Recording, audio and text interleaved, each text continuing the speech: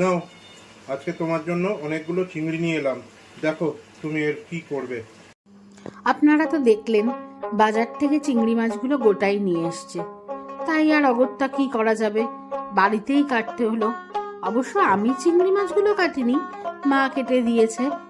চিংড়ি মাছগুলোকে ভালো করে কেটে ধুয়ে পরিষ্কার করে নিতে হবে।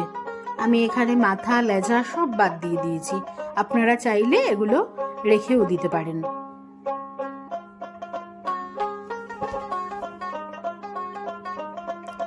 ভালো করে চিংড়ি মাছগুলো ধুয়ে পরিষ্কার করে নিয়ে তারপর ওতে নুন, হলুদ আর একটু লঙ্কার গুঁড়ো মাখিয়ে রেখে দিলাম।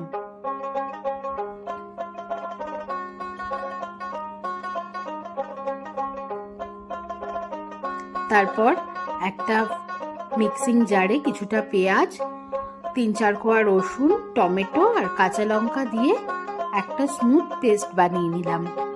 এরপর ফ্রাইং প্যান গরম করে তাতে সর্ষের তেল দিয়ে চিংড়ি মাছগুলো এপিট ওপিট হালকা করে ভেজে নেব।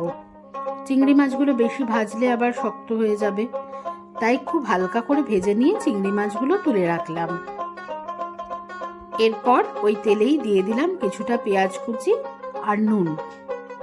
পেঁয়াজগুলো একটু লাল লাল করে ভাজা হলে এর মধ্যে দিয়ে দেব আগে থেকে করে রাখা সেই পেস্টটা। এবার এই মশলা দিয়ে ভালো করে কষাতে হবে।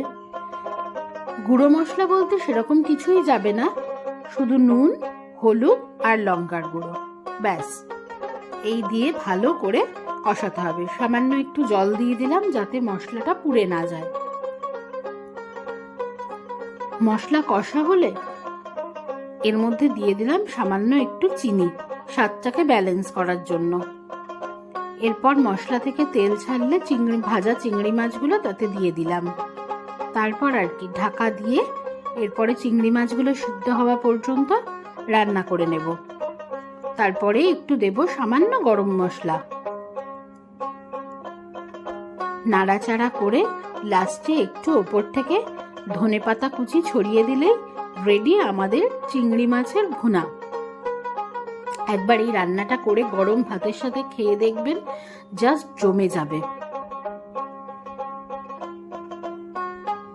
যদি আমাদের ভিডিওটি আপনাদের ভালো লেগে থাকে তাহলে লাইক, কমেন্ট আর শেয়ার করতে ভুলবেন না।